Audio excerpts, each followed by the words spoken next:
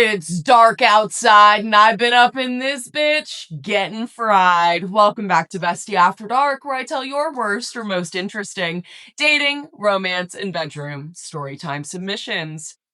As a reminder, if you would like to get your story to me, please visit ycbestie.com/bad, all lowercase, to fill out my form. If you'd like to see all of Bestie After Dark all at once, you can visit my website to subscribe for early access and to support me as a creator, which I greatly appreciate. I also post the individual stories to my social media channels daily, so if you prefer your bad in individual bits, you can get it that way too.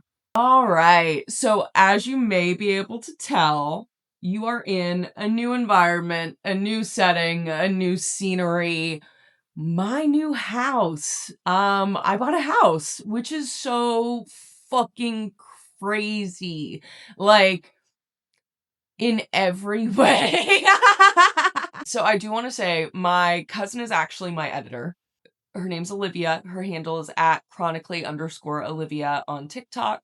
So if I'm wrong, correct me, because I think that your mom would be the only person I can think of that would have bought a house like while single, but she had kids. Obviously, she had you.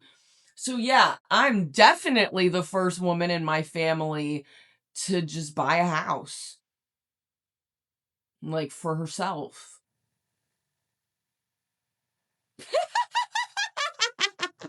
That's so fucking crazy. This is also by far the nicest house I've ever lived in my entire life.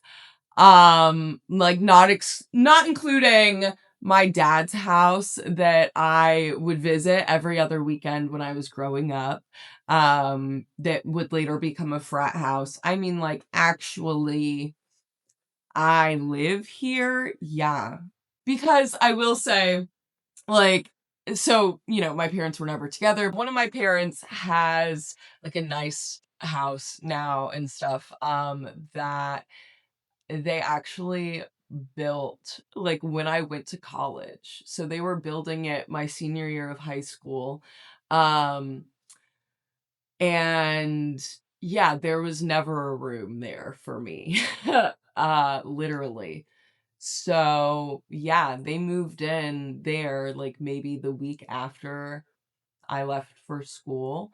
Because I know, again, like, my editor is related to me. She might be tempted to cut this out, but I don't think so. I think if anything, she's like, oh, fuck yeah. Yeah, so when I talk about having grown up poor, and with a single parent who had me as a teenager, I do want to be clear in saying that, like, my family is no longer in that situation. They are doing well, completely separate from me. I'm doing well independently on my own. But even in that state of wellness, if you will, that's not something that I got to experience with them. So yeah, this is really my first time here. Yeah, I did it on my own and I got myself here. Which is like, it's so crazy, bro. Like, I'm gonna cry. Stop! I have a cheetah print cat condo downstairs for my baby children, kitty cats. Also, I feel like all of my YouTube subscribers and podcast listeners likely follow me on social media. But if you don't, you might not know a few things. One, I bought a house, obviously. Two, I'm going to be on House Hunters in the fall. So I have been so stressed out, so fucking busy. That's why I skipped a week of Bestie After Dark recently, and last week's episode was super short, low-key week, cut me a little bit of slack, but not a lot because this is my job, right? Not my full time. I have another job. Okay. I have a job, but you see where I'm coming from, right? Like, it is my responsibility as a creator to provide you with the service that you expect on the cadence that you expect it. Bada bing, bada boom, that's business. But I have been fucking so busy. Okay. So busy. Like, buying a house is extremely stressful. And it is like one of the most fucking stressful things you'll like do in your life, basically, is what I've heard. And most people are doing it with someone else. So doing it on your own and just like internalizing all of that stress is so much. Packing and moving and like dealing with all of that shit is so fucking much. Um it's just craziness. Okay. I'm very blessed and grateful to have a great partner. If that changes, I'll let you know. You know, but to me, right here and now, wonderful man, and I am very thankful to have him in my life. I also have some great friends, including another content creator at underscore Coco Styles on all major platforms, who has a box truck and helped me move.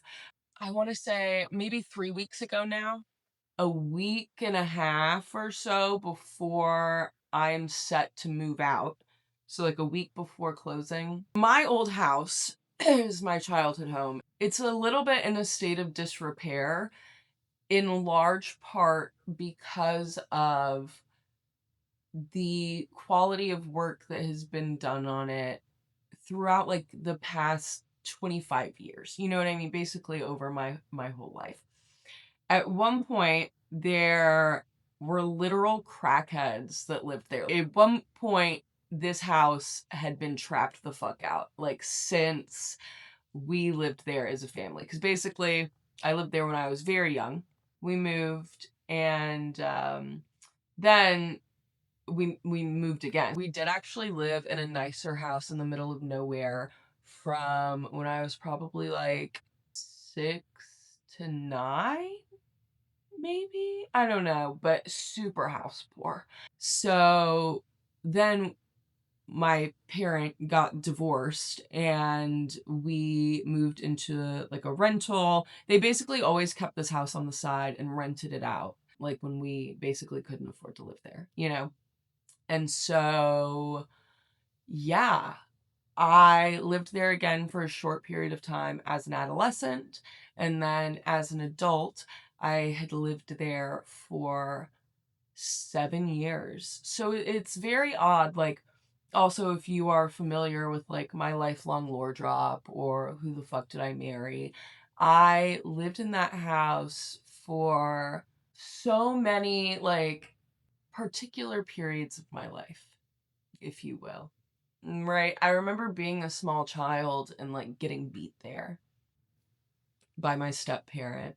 As an adolescent, that is the house where right up the street I was taken advantage of regularly and effectively trafficked, which is still like even as an adult hard for me to come to terms with. And then I lived there again during my abusive marriage. That house is like low-key haunted or something. I don't know. It has bad vibes. Exiting that period of my life, or that chapter, if you will, and actually having in full the opportunity to reap the rewards of all of my work and of all of the resiliency throughout my life that people have commended me for, that I have kind of been like, oh, haha, yeah, like, thanks. I mean, like, what was I gonna do? Stop trying and give up? But that was an option. I have a master's degree, and ultimately, I was kicked out of middle school. I failed out of high school. I was lucky enough, lucky enough that on a fucking, like, just random inconsistency, that I was able to go back to school and get my shit together. I had to get clean to even be able to do any of that. And even once I was clean, the head of a local children's organization had gotten me hooked on several different things so that he could touch me. And as a teenager, I was 16 when this started. I remember being in a position where I literally like had not gone to school for probably 6 weeks at that point at all. I remember getting out of psych where I had detoxed for 10 days. They didn't know when I got in or when I was brought in that I was detoxing until I was like in the throes of it. And because I was brought in for an attempt. And I mean, by the end of this, like, it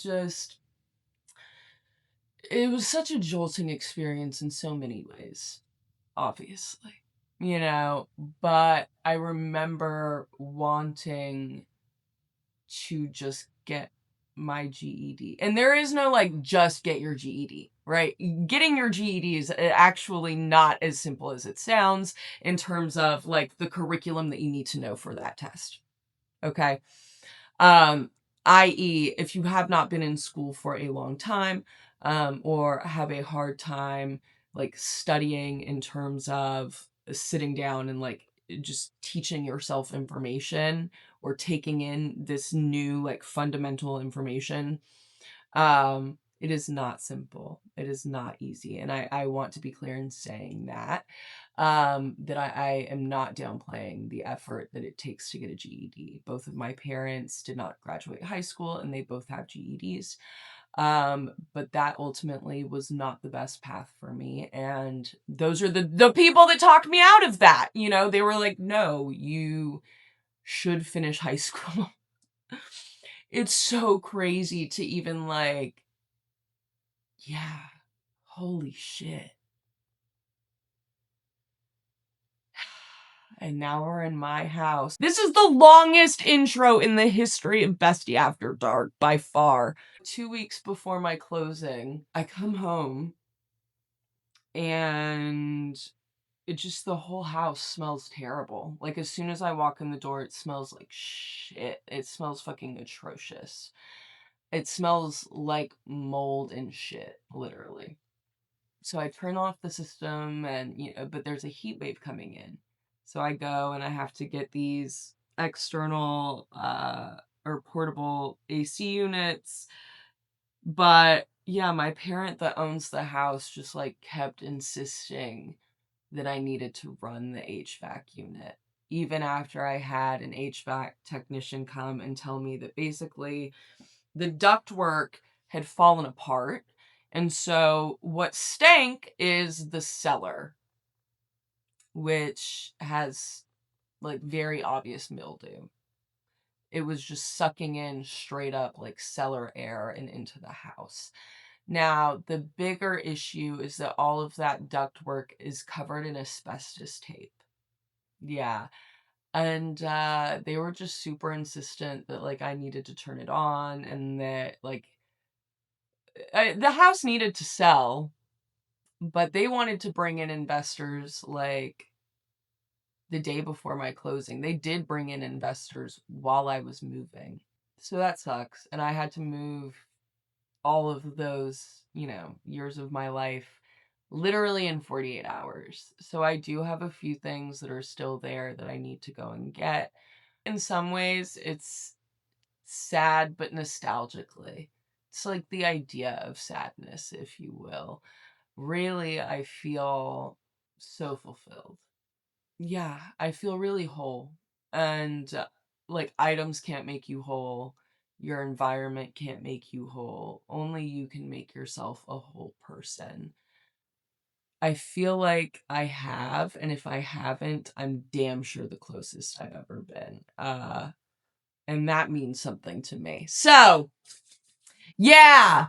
Long ass intro, long ass intro, long ass intro. Let's get into the stories. Holy shit. Motherfucker, I just told you my whole goddamn life. But hey, last week's episode was fucking 16 minutes long. I've already recorded longer than last week's entire episode. You're welcome. No, I'm just fucking with you. The title of your After Dark story time is Soothing Sounds. Hi, Bestie. First of all, thank you so much for existing and for sharing your story and your perspectives. You're an inspiration. Oh, friend, I'm in a very vulnerable state right now. I just told you guys about my life. Don't do that. I'm gonna cry, but thank you. Anyways, here's my story. I've had quite a few experiences in my just under 3 decades of living, so I've debated pretty hard and long on the first story to share. This one is short and it's sweet, so when I remembered it today, I thought it would be a nice one to give you. Basically, I live in Virginia, but I have a friend in New York City, and she invited me to a party a couple of years ago. A spicy party. This wasn't my first one, but it was my first one in NYC. I've been to a couple more there since then. The first one I'd ever actually been to was in Virginia, and that one was super sketchy. Oh my God. But that's a story for another time. So this party was pretty big, and I think it was close to New Year's too. I'm talking it was spread over 2 floors in a building in the middle of the city with at least 100 people there, and it could have been even more. Everyone was super nice, and the whole event was extremely well organized. They have a vetting process to have a better idea of who they're letting in. It was just overall a very chill vibe once you got over the shock factor of dozens of unclothed people just getting it on directly in front of you. I do have anxiety though, and it's often heightened around physical intimacy. So despite it being chill, I did get a little bit overwhelmed at one point. Fortunately, they had a room specifically for low sensory and cuddling, with much dimmer lighting and no proclivities permitted. So I went there just to lay down and get away from the activities for a bit. It had an open doorway though, so I could still hear everything. So I'm just laying there on my back in darkness, ankles crossed and hands over my stomach, eyes closed, doing my anti panic attack breathing, all to the sound of dozens of asses being clapped. It was amazing. After some breathing and getting grounded enough to realize what I was actually hearing, I was able to have myself a good laugh and calm down. I have so many more stories and I hope to share more soon, but that's all for now. Okay. Thanks, Queen. That's a great story. Not dozens of asses getting clapped. The title of your After Dark story time is Dancing with the Devil. I'm going to start by saying that the 19 theory is 100% true. So I'll set the scene. I'm 19 years old, 2 weeks away from my 19th birthday, and I'm newly single, looking for a new fling on every dating app I have. I set my eyes on a fine man twice my age and I shoot my shot. He folds immediately, first red flag, because why are you so thirsty for an 18-year-old? That is a red flag. Yes, we agree on that. We speak consistently for about 2 or 3 days, then he Ubers me to his mother's house where he resides because he's also fresh out of prison. Can I be so real with you? Do you have any like female role models in your life, bro? Older sister, a big cousin, a young aunt, somebody? Because I'm gonna be double real with you. If you're watching the YouTube version right now and you just listen to that long ass intro, you can tell I didn't. I don't like that that sentence sounds like something that I would say during the dumbest ass parts of my life. What the fuck? Girl! Red flag number 2. He meets me at the door and he guides me to his room. He gives me a hug, and then within 30 seconds, his face is in my ass. As the night goes on, he proceeds to pull out the white girl a few times and he offers me some. And that was the first of many times that he would introduce me to something new.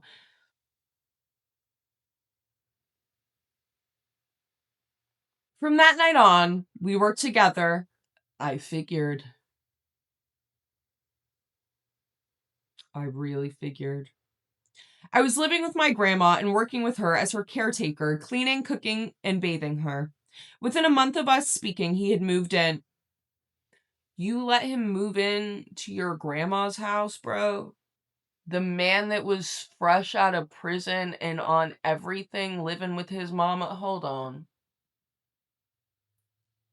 'Cause, like, you're pissing me the fuck off. What?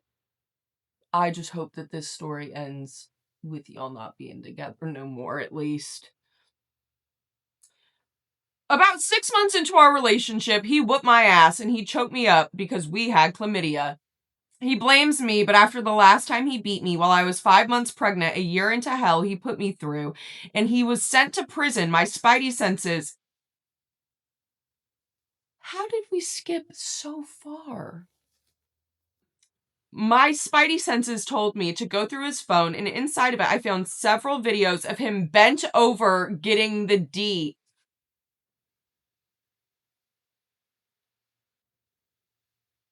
The time frame of the videos were basically from the moment that I met him on.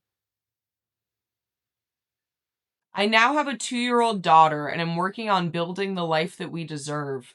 And he now has AIDS and is homeless and jobless, sleeping on his grandparents' couch or in his broke down car that I bought him that's parked out in their driveway. Friend, listen. If I prayed for people, I would pray for you, but I don't. So I'm going to be thinking of you, and I got somebody whose grandma will pray for you hella good. I got you. Cuz that good god damn all fucking mighty. Holy shit. That was like hit after hit after hit after hit. Are you okay? Because reading that, I don't know if I'm okay. You want a hug? I didn't get a lot of hugs as a child. Not a lot of physical touch. Okay, so I know that you're like, what the fuck was that? What's this? That's probably not inaccurate to how I actually do the shit. The title of your After Dark story time is Swingin'. I had been in the swinging scene as a single woman for several years at the point that I met Jenna and Micah. I'm pansexual for the point of this story, and after hooking up several times with both of them, I was actively dating the both of them. We were having fun and really meshing well together, or so I thought, but things started getting weird. The closer we got, the more he would not interact with me physically intimately. I tried to figure out what was going on. Did he just need some time alone? Alone time with just Jenna? Alone time with just me? He consistently stated that everything was fine and he was happy. I was beginning to feel duped. I thought I was dating a couple, and it turned into me dating a woman with her husband weirdly watching from the sidelines. I just need you to know how it started to see where it ended. One night, we decided to go to a swinger club because we all like a good audience for our recreational activities. Things seem to be going well, so I tried to see how Micah is feeling about being included in the midst of what he's only watched at that point. He says no, he's enjoying watching. I try again. This time, his answer stops me mid stroke. He tells me it's too hard to keep track of everything that's happening, and he has to keep track of it. My dumbass asks the question, keep track? He had a spreadsheet. This motherfucker had a spreadsheet. He proceeded to tell me everything that was included in said spreadsheet. Positions, numbers of O's, numbers of people involved, who did what better, what he liked the most. The list went on. My jaw dropped. I looked at Jenna and asked if it was true. She dropped her head and quietly said yes. I started disengaging from them immediately. I felt like I had been tricked into their weird thing. She starts crying and he tries to stop me as I'm getting myself back together. I tell him in no way am I down with that, whatever it is. I don't get it, and he, not her, didn't understand why it was a big deal. I walked out and I cut contact. You would be wrong because I'm me, and because of that, the fun never stops. Months later, I'm at a dance club downtown, and unfortunately, it is a place frequented by people in the lifestyle. Guess who was there? I took note and just made sure to try and keep some space between us. I ended up heading outside, and she spotted me before I saw her, and she cornered me. She started bawling.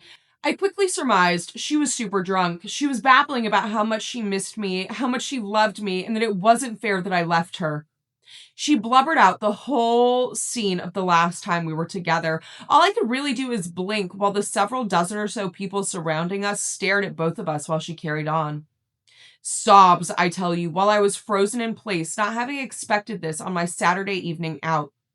I tried to calm her down while also fending off drunken, wet kisses. I got her off the patio and back into the club, found Micah, and thankfully he's tall, so it wasn't hard. I deposited her into his arms and I turned around and I left. I'm an anxious person by nature, so having all my business, and she said it all, out in the general public, mind you, was overstimulating as hell, and I had to get the hell out of there. I only saw them one more time after that, but thankfully my bestie saw the distress on my face and whisked me away before more than a few words were said. That's just one of many wild tales from living the lifestyle. I don't know if I would ever be horned up to deal with all that. Okay, y'all, some of y'all are overly horned out. That's too much drama for me. One person is enough. Okay, one person, they got plenty of shit. When you bring in multiple people's bullshit, fuck that. That's when you start getting shit like weird proclivity spreadsheets. That's just fucking weird, right? Like, yeah, this is not really polyamory. Like you said, this is a married woman and her husband. The title of your After Dark story time is Toy Cleaner. This was the second guy I ever fell in love with, and we'd been dating for over half a year at this point. He came to visit me at my college during his fall break, and we decided to do it for the first time, which is already a touchy subject for me, but I trusted him completely. After kicking out my roommate, he let me know he went to Spencer's and bought what he told me was to help things stay nice and lubricated. I guess he didn't actually check the bottle himself because it was toy cleaner. That shit burned so bad. And we tried this at least 3 times. You didn't take the first time or the second time as a sign? You thought that the first time was a fluke. What about the second time, and how did you get to the third? I had to shower immediately after each time. Girl, that was inside of you. Did you shower the inside? I've come to the conclusion that the Spencer's employee must have really hated him or just not realized what she was selling, because what the fuck? God, that sounds terrible. That hurts my cooter just hearing it. The title of your After Dark story time is The Actual Lies Behind the Doors. I had just turned 18. I was fresh out of an abusive relationship with an older man, and yeah, my decision-making skills were on vacation. Enter Clubby. Not my type, but I was outside and clearly not thinking straight. He invites me over. I'm thinking it's his apartment. I walk in, big TV, game setup, chill vibe, a little random, but nothing alarming yet. We start watching a movie, and one thing leads to another. We move from the floor to the couch. Everything feels normal for a second. But then I feel something. I pause. What is that? I shift, and I realize I'm sitting on a kid's toy. Just there. Now I'm confused, but I stay quiet because I'm trying to process why there are toys in a grown man's living room. Then I hear it. A slow, steady hiss, like a tire losing air off in the distance. He says, calm as ever, it's probably the AC. The air conditioning, now my spirit is starting to sit up. So I ask to use the restroom and I take a wrong turn. I open a door and I lock eyes with an older gentleman on a breathing machine, sitting there watching Frasier like this is his nightly entertainment. We stare at each other. He smiles. I slowly start closing the door, and right before it shuts, he lets out this deep, raspy cough laugh, like a Between that and the hiss, I'm terrified. I close the door so fast, like I just saw a ghost. I try another room. It's a kid's room. Toys, pictures everywhere, and guess who's in them? Clubby, with kids and a woman. A Valentine's picture, a Christmas picture, all of them with his family. My soul has officially left my body. I walk back out there, and he's just there. unclothed, crying. He sits down and he starts confessing everything. His baby mama, how they're still together, trying to leave, how she's mean to him. Meanwhile, the hiss is still going. The old man is in the background coughing and probably laughing at me. And I'm just standing there realizing he lied. He has kids. He has a woman who made these kids, and they're very much together. Yeah, no. I didn't argue. I didn't yell. I just left. And as I'm walking out, all I can hear is that machine and that creepy cough laugh echoing in my head like a horror movie soundtrack. Later, I saw that he might be engaged. Yeah, that doesn't sound like a baby mama situation, honey. That sounds like he got a woman in his life with a sense of permanency. They don't like to be called that. Like, it sounds like that is a fiance, a girlfriend, a partner, a something. Blocked, deleted, spiritually cleansed, period. But I'm not even gonna lie, ever since that day, I'm a little traumatized going over to a man's house. You never really know who or what is in the back room making that hissing sound. The title of your After Dark story time is The Maw of Hell. I was freshly out of a relationship that needed to end for years, and I was looking to spend some low stakes quality time with someone. I ended up hitting up a guy I knew from years back who lived just outside of town and somehow kept feelings after however long. He asked to come pick me up to spend the night, and I about broke my ankles to pack my shit and get ready. I always had a nice time at his place, and he gave excellent massages and had no obligations due to his parents' retirement, so there was no pressure when it came to just kicking it with him. He shows up an hour later in a dirty shirt that shows half of his stomach. He's unbathed and has unbrushed, long curly hair. The kicker? When he turned to greet me, all of his teeth were gone. I must have reacted because he said, "Oh, I didn't tell you. My teeth are fake." Man, okay. So I do get in the car with him. I ride almost 30 minutes to his place, and the second he opens the front door, my nose starts burning from the smell. There are multiple puppy pads down with dried poop, 3 scruffy dogs lying on the couch. The tables are covered with soda cans, and how do I respond? Do I leave? No. I welcome myself to the cabinets and I start cleaning. I take the dogs out back and I feed them. The whole while, this guy is saying, "Oh, you don't have to do that." Bitch, somebody has to. He puts on an anime I didn't recognize. Something about siblings doing it. What? And I wash my hands and roll. We garden, and he scoots close to me, stroking my shoulder and trying to get a squeeze. He's trying to cop a feel after you just cleaned up the dog shit that lives in the middle of his house. Bro, please tell me you didn't go like that. I mean, we just gardened. The roach is still hot, and I am actively pushing his hand away for a minute before I tell him he needs to chill out. I was freshly out of a 4-year relationship and all. He asks, "Then what do you want to do?" And I kind of snap. "You didn't shower or clean your house? Like, when's the last time you had a girl over?" The mall looks me dead in my eyeballs and he says, "The last time you were here, 5 years ago. 5 years. We are in our mid 20s. Please take me home." I had to repeat myself several times, and he finally angrily drove me home. But I will never forget this experience, and I wonder what his house looks like at this very moment. Did he think that you were gonna save him? Did he think that you were gonna save him and come in and be his new mommy and maid and everything the fuck else all in one? Why am I asking like this is such an insane notion? That's exactly what the fuck they think. Ugh.